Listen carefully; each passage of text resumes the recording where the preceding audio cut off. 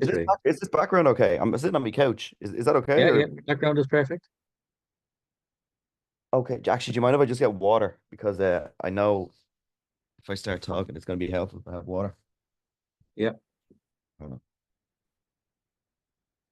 Good afternoon, everybody out there, and welcome home to you group.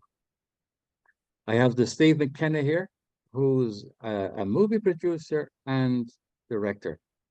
Now, he doesn't do your normal movies, but he's a man who's very much aware of spirit that's flowing to and through him and takes his inspiration from spirit. So, Steve, I'll ask you, when did you first become aware of, or when did you first want to have the idea that I can make these movies, and it's in me that this is something that I need to be doing. Um, so it happened a couple of years ago. So I didn't have this thing where I watched a movie in the cinema or whatever, and I was like, oh, I want to be a filmmaker. It came from making little videos when I was younger, back when YouTube was only kind of starting. And I kind of made like jokey videos. I was messing around with effects and stuff. And I remember I made this particular video and I showed it to a group of my friends, and they all thought it was hilarious. Mm, And I remember kind of just taking a back seat, letting them watch it, and they all loved it. And that was the first time I felt, oh wow, I can create joy in people. I can create something here in people. I can make people feel. And I think that feeling was so intense.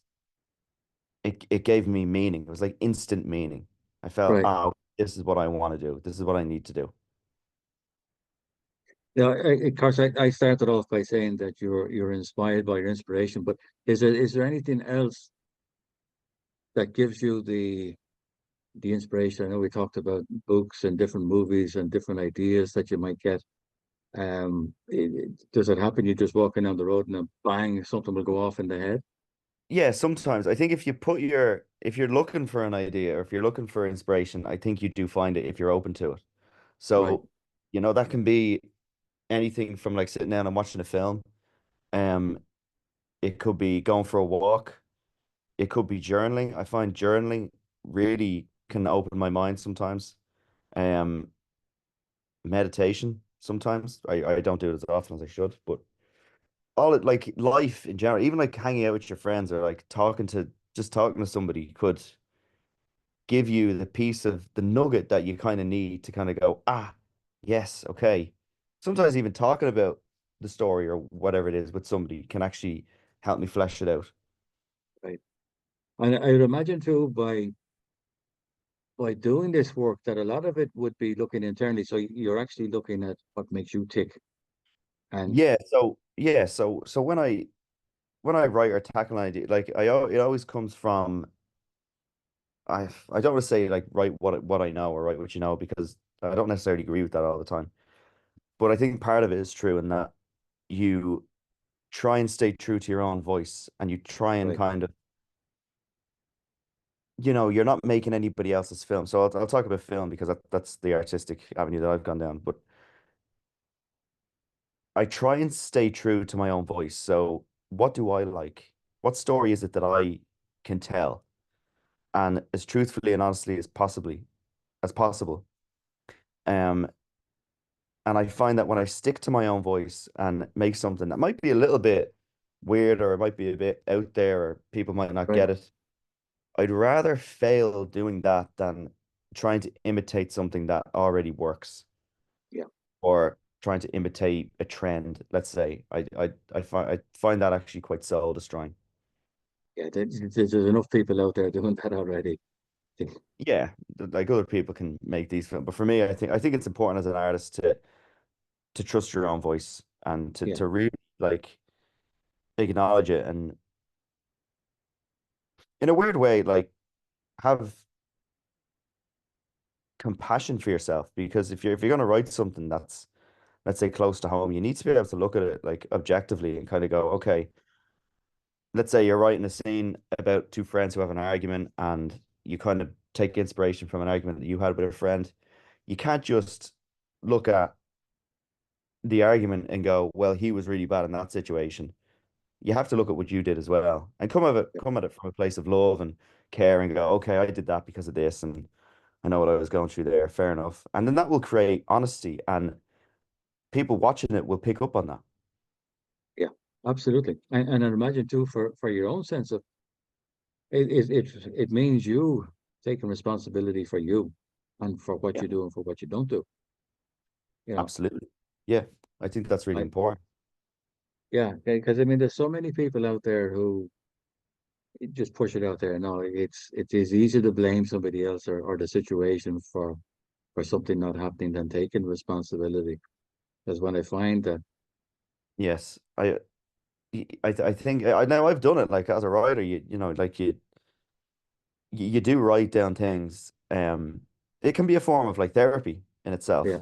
You know, like you can create like a piece of art out of something bad that happened, but if you're too close to it, like if you're too uh angered by a situation or emotionally involved in the situation, it can be hard to actually write it truthfully because you're yeah, kind of coming at them with bias and you're not seeing it kind of for what it is.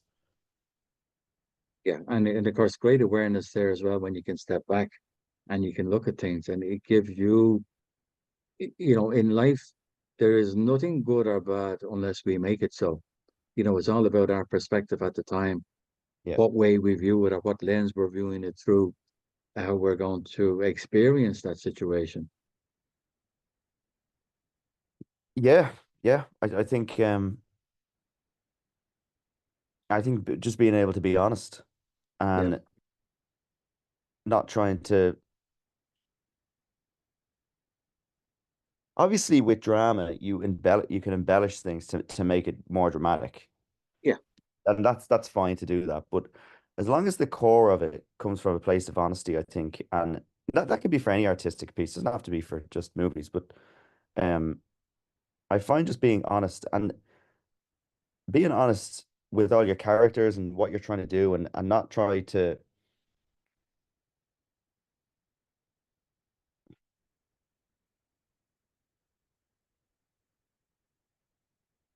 I'm trying to think of a way to say it.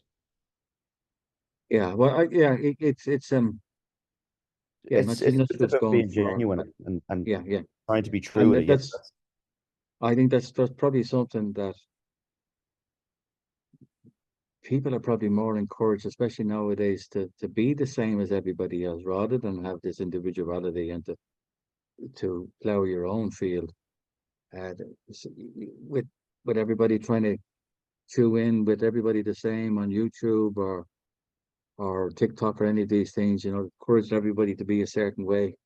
well, Uh, there's always been trends, hasn't there? There's always yeah, been like, what's hot and what's not and stuff. And I think it can be difficult to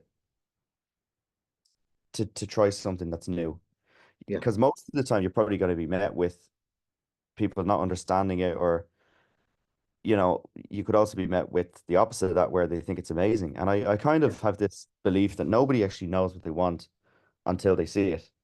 yeah, So you can speculate and go, okay, well, this film, which is a horror, let's say, and it was done really weird and it was, made loads of money, it was very successful. We need to make a film like that. It's mm, never going to have the same impact because it hasn't come from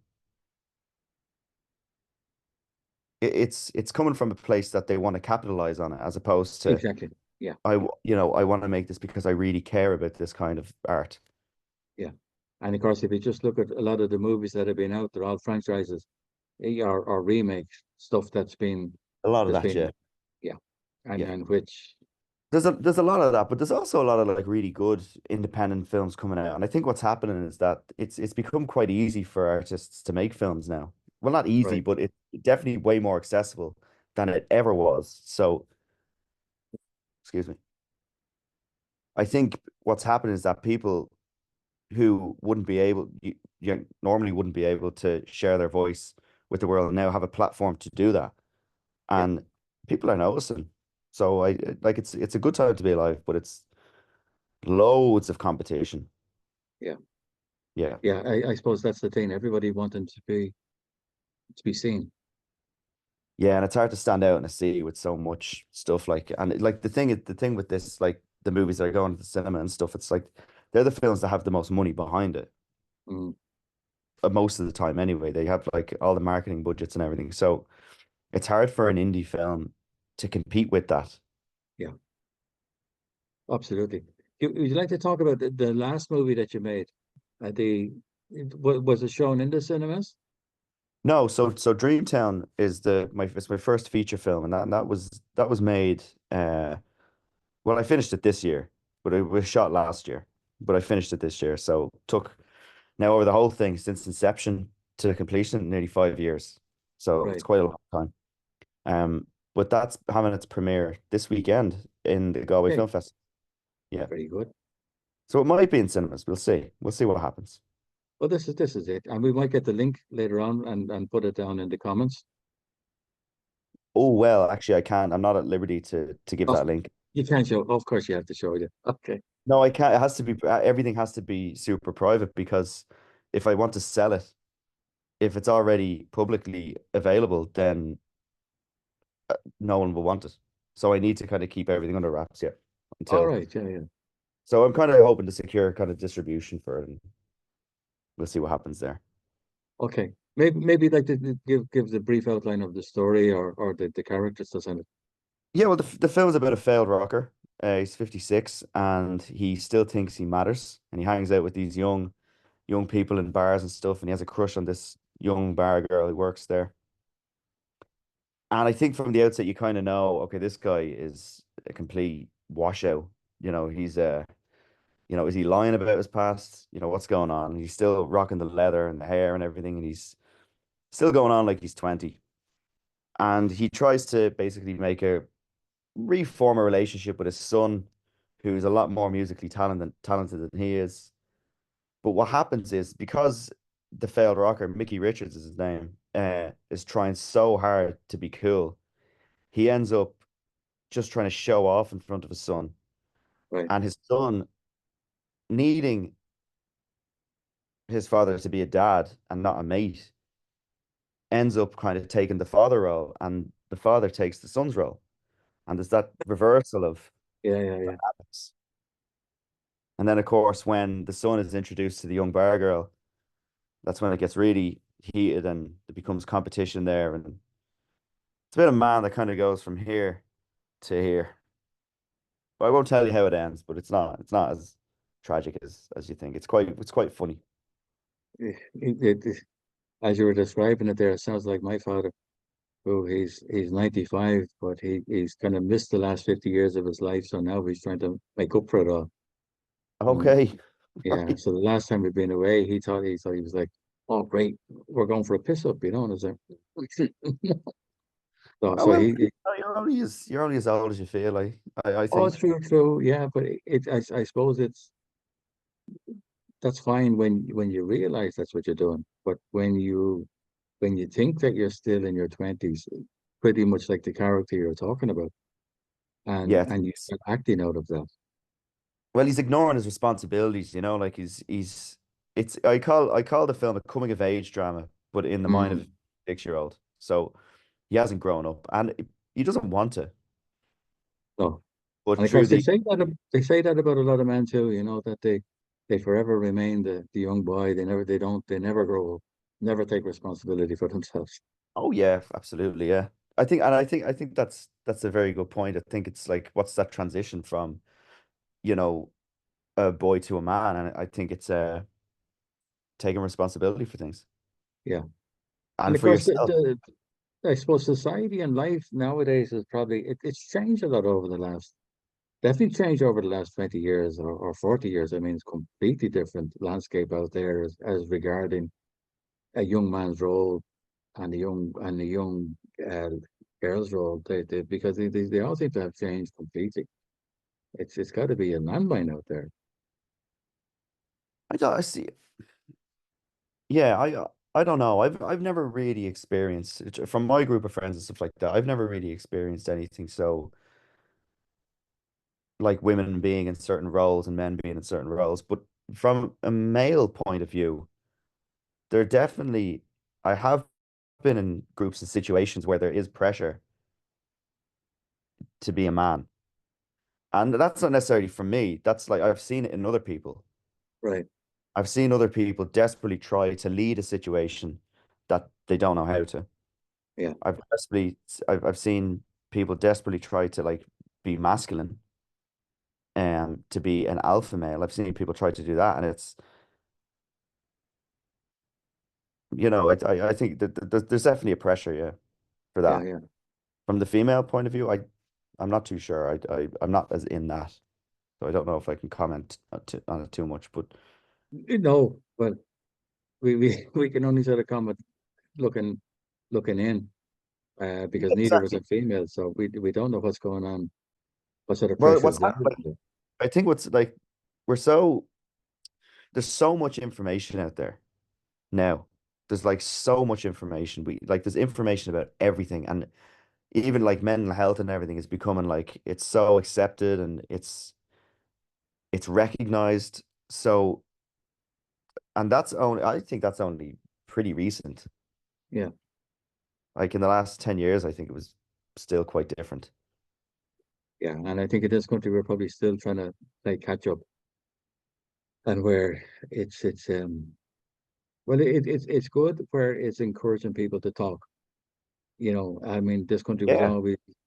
always went for the bottle or for the beer down to the pub, and that's how we dealt with things, or which we didn't really deal with them.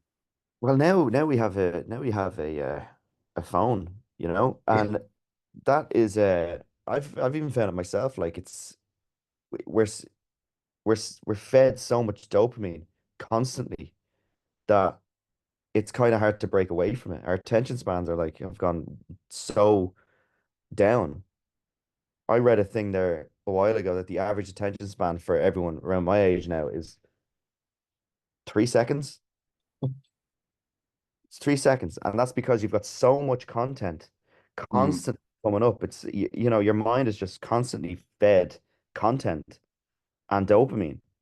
So there's a thing now we have, it's called a dopamine detox, where you detox from like everything, like electronics and everything, to try and calm your mind. And to sit there without your phone, you can feel lost, yeah, naked almost. It's become such a part of us. that's true. And it's I mean, technology can be great when we use it to serve us, but not when we become the servants of technology. And that's probably what's happening with a lot of people, I think so, that they yeah. can't. So I Yeah, found I'm guilty of it myself. Like it's almost impossible to not experience it on some level. yeah, yeah. Sure. I even find myself now, first thing in the morning, it's reaching for the phone and Yeah. going through different things on the phone. And I suppose I'm lucky enough that up my bedroom, the broadband doesn't reach that far. That is Otherwise, that's a hack. yeah, The life hack, yeah. yeah. But I mean, if it was, you could imagine that yeah, when it's available, constant, that desire, that need, if you like, to be on it and to see what's going on over there, rather than what's going on in here. What am I Well, feeling? there's another thing, isn't it? Comparison. It's like you're constantly like it's again, it's almost impossible not to compare. If you're Mm, looking at everyone live the best versions of their lives and you're there struggling, let's say, it's like it's hard to not look at that and get even more down about your situation. mm, You're only seeing a second of someone's life, and that's positive. The rest of their day could be terrible. yeah. You've no idea, but yet you're looking at it's kind of hard not to compare if you're in the dumps, I think. Yeah, yeah, that's yeah. And I suppose most people who would be on social media are always nearly always projecting themselves in a positive light, and It is always positive. Yeah. Yeah, yeah, it is. yeah. And it's yeah. Are they like that 24 hours a day? Who knows? I don't think anyone is like that 24 hours a day. No. Well, if they were, it would definitely be unbalanced. Because Yes. Yeah. we need to have that push and that shove and kicking the rock with our big toe sometimes. Oops, Well, and there's this story I read, and it was I think this king was looking for a ring or something, mm, and he wanted it's a very special ring, and this he had sent this guy off to get it, right? I can't remember exactly the story, but the ring basically said, um, this too will pass. Yeah. And it was to do with anytime he's happy, he'll look down, this too will pass. Mm, And if he's sad, this will pass. So it's you kind of take the good with the bad. And yeah. they're both kind of not embrace them, but having that kind of knowledge that it will pass. Yeah. And like I said, if we can approach both situations with equal vigor, whether it be positive experience or a negative experience, when both of it is, yeah, it just is. It's we're not saying, oh, I just want more of them and less of this. And it's just when we can accept both of them equally, our life can be far more balanced, I suppose, would be the word. Yeah, true. Well, look, if you're happy all the time, great. But if you fall on hard times, it could be completely devastating, you Yeah, know? And likewise, if you're devastated all the time, being happy could be completely alien to you. yeah, Be like, I don't know what to do with this. yeah. I suppose it's a bit like the same thing again. People they did the study in England from people who've won the lotto that didn't have money or didn't have much before they won the lotto, and you were talking about some serious amounts of lula and how fast they spent it. Like they couldn't get rid of it fast enough, and they were happy again when they were back down to just having £1 or £2 and going down to the pub for whatever little length of time, Yeah. and that's where they felt they belonged. It's it's unless you know that life is for growth and all of these experiences to help you grow. And because if you're not growing, you're kind of going backwards. And it's all of these experiences and life lessons should be, I feel, to help people to grow, to become more of who they are. So if you're a good guy, you become more of a good guy, you become a better guy. And Yeah. likewise, if you're an asshole, you most likely become a worse asshole. But you're given the opportunity to change and to reflect and say, that mightn't have been so good. Maybe I could, change my reaction the next time or how I act in the next situation and sort of move towards becoming a better person. It's all growth. Yeah. I think being open to that, not being afraid to ask yourself the hard questions, being able to reflect on yourself and kind of go, yeah, okay, that was bad. Or even ask Yeah, yourself, like, why did I react like that? What is it? There's obviously something there now that I need to work on. yeah, And it can be very difficult, but life changing. yeah. And Yeah. and like that too, there's probably not a whole lot of people doing it. No, but it's that facing your inner darkness. It's Yeah, like looking into the abyss, isn't it? Like you're kind of you're looking at the worst parts of yourself. yeah, And that's not an easy thing to do. And to admit, like, yeah, I am that, or I was that, or I did do that. yeah, But then to come at like, I think the trick with that is to kind of come to it from a place of empathy yeah. and compassion and be able to kind of be compassionate with yourself and kind of go, okay, you did that. Just why did you do that? Ask yourself the questions and try and figure it out. But don't like hang yourself out to dry for making a mistake. Everybody makes mistakes. Exactly. And like that too, it's all experience. Yeah. It's the cave we feel to enter is the one that holds the The the most the, the most gold. gifts. Yeah, Oh that's the yeah. goal. Yeah, Yeah. because it takes great pressure to form a diamond. So like that too, it comes again back to perspective and how we view things and how we view ourselves. Um, when we know it's just experience and to grow from the experience, we won't beat ourselves up as much about it. That's fine. Uh, Yeah. I was saying just that about with the my writing sometimes that I find it quite therapeutic. If you yeah, kind of write out a scene as it happened, you can kind of look at it and kind of go, "Oh God." Mm. Okay. And you can get a very interesting results from it. And I don't mean that it's a good scene. I mean like you could learn a lot about yourself. Yeah. And yeah, you never know. It might make it into a film. It might not. Yeah, who Never. knows? And but for sure, it's going to make you into a better person. Yeah, I think so. Yeah. Yeah. Yeah, I think once we can be honest with ourselves and to write down and reflect on what we've done, good and bad, to yeah, to grow and to say, yeah, that was good without me, or maybe I could have been a little bit better in that situation. A lot of the time, we react out of our conditioning and what it is that's being programmed into us, rather than looking at the situation objectively and say, okay, Yeah, I'm that's not like happy with that. that's relearning how to behave, isn't it? It's like you Yeah, have to relearn and like kind of retrain yourself to act better in times of conflict or like really difficult times. yeah, yeah, And it can and like respect to anyone who can do that. yeah, and like when you were saying, when everybody is conditioned to, it's a 3 second,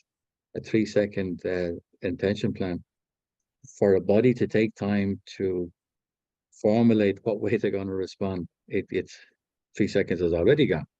Because Yeah. I find it can take time to reflect on certain situations.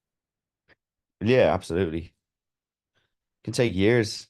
Yeah, You can still think yeah. of a situation happened years ago and go, oh, okay. That's why I did that. Dave, lovely chatting with you. You too, Declan. Uh, and I'm looking forward to seeing what you produce in the coming years, the coming months. For I'm sure you've a hive of knowledge there, and it's only going to get better and better. And I think the world needs your perspective on movie making at the moment. That produces something that's heart orientated and that's coming that's has integrity and soul in it. A bit like what the commitments say. We're the what do they say? Um, I forget now the particular phrase that they use, but it was always talking about the integrity and about being real. Yes, yeah, And yeah, I think that's we need more of that. We need more people like you yeah. producing content that is real and that's going to be thought provoking and make us stand up and listen, maybe, or question ourselves why we did such a thing. So I congratulate Steve. Um, well done, and keep on rocking, as they say. Looking forward to the Keep on next rocking. chapter.